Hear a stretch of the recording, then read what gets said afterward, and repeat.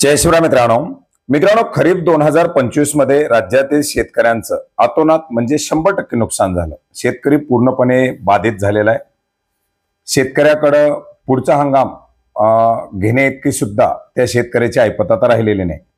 अशा पार्श्वभूमीवरती प्रत्येक शेतकऱ्याला वाटतं की आपल्याला जे काही आपण कर्ज घेतलेले ती कर्ज माफ व्हावी आणि तशी मोठी मागणी आहे।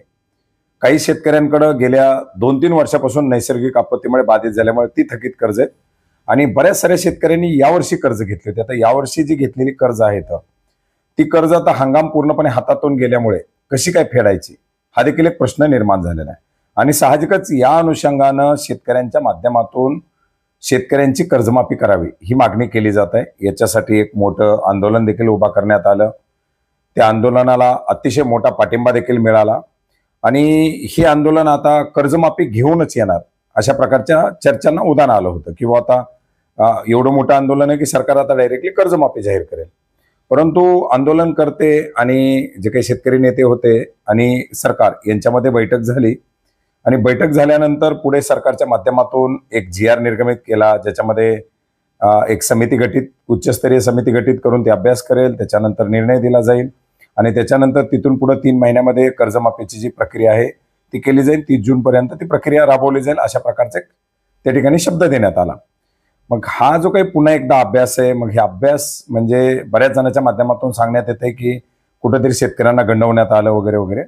परंतु मित्रांनो, नेमका हा अभ्यास काय, समिती का गठीत करण्यात आली किंवा कर्जमाफी आज केली काय आणि मार्च नंतर केली काय, याचे काय परिणाम आहेत हेच आज जे काही माझ्याकडे डाटा आहे किंवा जे काही हा एक 31 डिसेंबर 2024चा RBIचे गाईडलाईन्स आहे, RBIचा एक GR आहे, जो GR मी तुम्हाला डिस्क्रिप्शन बॉक्समध्ये देतोय आणि याच्याबद्दल आपण जानेवारी 2025 मध्ये सुद्धा एक व्हिडिओ बनवला होता। मित्रांनो, एकंदरीत आपण जर पाहिलं तर शेतकऱ्यांची जी काही थकीत कर्ज आहेत मार्च 2025 पर्यंतची ती थकीत कर्ज माफ केली जाऊ शकत होती किंवा माफ केली जाऊ शकतात। त्याच्यासाठी सरकार आजही कर्जमाफीची घोषणा करू शकत होतं किंवा केली जाऊ शकते। परंतु जर 31 मार्च 2025 पर्यंतची जर कर्ज माफ केली तर या हंगामामध्ये ज्या शेतकऱ्यांनी कर्ज घेतली 2025 मध्ये, खरीप हंगाम 2025 मध्ये, त्या शेतकऱ्यांच्या कर्जाचं काय, कारण त्या शेतकऱ्याला पूर्णपणे बाधित झालेले आहेत। बऱ्याच साऱ्या शेतकऱ्यांनी कर्जमाफी होणार नाही, बँकांनी मोठ्या प्रमाणात तगादा लावला म्हणून कर्ज भरली, मग त्या शेतकऱ्यांचं काय। आणि बऱ्याच साऱ्या शेतकऱ्यांची कर्ज बँकांनी परस्पर नवी जुनी केली किंवा बऱ्याच साऱ्या मोठ्या प्रमाणात शेतकऱ्यांच्या माध्यमातून आपल्या कर्जाचं रिस्ट्रक्चरिंग केलं, अर्थात नवं जुनं केलं, पुनर्गठन केलं। आता पुनर्गठन केलेली कर्ज ही कर्जमाफीत बसत नाही, भरलेली कर्ज ही कर्जमाफीत बसत नाही आणि ज्या शेतकऱ्यांनी आता या हंगामामध्ये नवीन कर्ज घेतली आणि तो शेतकरी पूर्णपणे उद्ध्वस्त झाला, त्या शेतकऱ्यांच्या कर्जमाफीचं काय। मग त्या शेतकऱ्यांची कर्जमाफीची जी काही थकीत रक्कम असेल ती 31 मार्च 2026 ला येणार आणि मग आता सरकारनं समिती गठीत करायला सांगितलं। मग तो एप्रिलच्या पहिल्या आठवड्यात तो डाटा दिला जाणार आणि पुढे जून पर्यंत कर्जमाफी। हा समिती काय, हा कशासाठी हा सगळा अभ्यास वगैरे चाललाय, हा एक मोठा प्रश्न उपस्थित केला जातोय आणि बऱ्याच मोठ्या प्रमाणात शेतकऱ्यांच्या माध्यमातून सांगितलं जाईल समिती गठीत करणं म्हणजे वेळ काढूपणा आहे, सरकार शेतकऱ्यांना मूर्ख बनवणं। मित्रांनो, याच्यासाठी 31 डिसेंबर 2024च्या ज्या गाईडलाईन्स आहेत RBIच्या, या RBIच्या गाईडलाईन्स आपण पाहू शकता। याची पार्श्वभूमी तुम्हाला सांगतो। कर्जमाफी केली मनमोहन सिंग साहेबांनी आणि कर्जमाफी केल्यानंतर जे काही वेगवेगळे राज्य आहेत, आता राज्यांच्या माध्यमातून सुद्धा बऱ्याच ठिकाणी कर्जमाफी किंवा इतर काही छोटे मोठे निर्णय घेतले जाते। राज्यांना आर्थिक व्यवहार विषयक शिस्त लावण्यासाठी मनमोहन सिंग साहेब पंतप्रधान असताना, P चिदंबरम हे अर्थमंत्री असताना एक कायदा आणण्यात आला होता, ज्याच्यामध्ये राज्यांना आर्थिक शिस्त लावण्यासाठी त्याच्यात काही अमेंडमेंट करण्यात आल्या होत्या।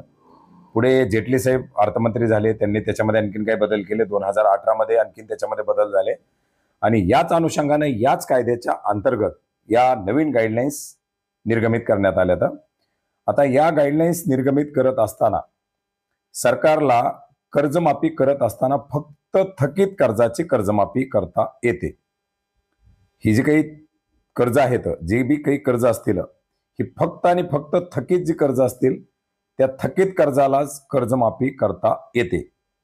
याच्यामध्ये सरकारला कर्जमाफी करत असताना ती कर्जमाफी कोणत्या नैसर्गिक आपत्तीसाठी, कोणत्या कॅलॅमिटीसाठी दिली जाणार आहे याचा अभ्यास करावा। ही खरंच कर्जमाफी गरजेची आहे का, त्याच्या अंतर्गत कोणते ते शेतकरी किंवा कोणते लाभार्थी पात्र असतील त्याचा अभ्यास करावा. हा कमीत कमी बँकर समिती, बँका किंवा जे काही वरिष्ठ लोक असतील अशा लोकांना विचारात घेऊन हा अभ्यास करावा. आणि अभ्यास केल्यानंतरच ही जी काही DRS स्कीम आहे, डेप्ट रिस्ट्रक्चरिंग स्कीम, ही स्कीम राबवली जाऊ शकते. याच्यामध्ये जी कर्जमाफी जाहीर केली जाईल, आता समजा सरकारनं 2 लाखाची कर्जमाफी केली आणि एखाद्या शेतकऱ्याचं 2,10,000 रुपयाचं कर्ज असेल, तर 2 लाख रुपयाची जर कर्जमाफी झाली तर वरचे 10,000 रुपयाची वसुली ही त्या बँकांना करता येते आणि त्याच्यासाठी वसुलीचे जे काही अधिकार बँकांना असतील ते लागू राहणार आहे. आता ही कर्जमाफी करत असताना सरकारनं कर्जमाफी जाहीर केली. ती कर्जमाफी तेव्हा होणार ज्या वेळेस त्या कर्जमाफीची रक्कम त्या शेतकऱ्याच्या कर्ज खात्याच्या बदल्यामध्ये बँकांकडे जमा केली जाईल. म्हणजे जर समजा आज कर्जमाफी जाहीर केली तरी ती शेतकऱ्यांची कर्जमाफी गृहीत धरली जाणार नाही जोपर्यंत सरकार त्या कर्जमाफीची शेतकऱ्याची असलेली रक्कम ही त्या बँकांना देत नाही. कारण बऱ्याच वेळा आपण पाहिले 2 वर्ष पैसे दिले जात नाहीत, 1.5 वर्ष पैसे दिले जात नाहीत. 2019 मध्ये, 2017 मध्ये पाहिलं आपण, 2017च्या कर्जमाफीच्या 6.5 लाख शेतकऱ्यांच्या कर्जमाफीचे पैसे अद्याप खात्यात आले नाही. बँकांनी ती कर्जमाफी दिलेली नाही कारण त्याच्यासाठी या गाईडलाईन्स लागू होतात. मग जोपर्यंत त्या शेतकऱ्याच्या त्या कर्ज खात्यामध्ये पैसे जमा होत नाही तोपर्यंत ती कर्जमाफी ग्राह्य धरली जात नाही. अशा प्रकारची ती कर्जमाफी करण्यासाठी ची तरतूद आहे.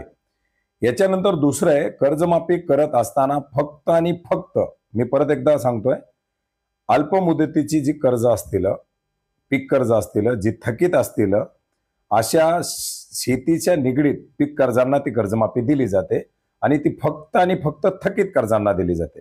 जर याच्यामध्ये जर शेतकऱ्यांनी कर्ज भरलेलं असेल तर अशा शेतकऱ्यांना त्या कर्जमाफीचा लाभ दिला जात नाही. जसं इन्सेंटिव्ह राज्य सरकारनं 2017 मध्ये 25,000 आणि उद्धव बाळासाहेब ठाकरे मुख्यमंत्री असताना केलेली महात्मा ज्योतिराव फुले शेतकरी कर्जमुक्ती योजना, याच्यामध्ये नियमित कर्जधारक शेतकऱ्यांना 50,000 अशा प्रकारची तरतूद केली.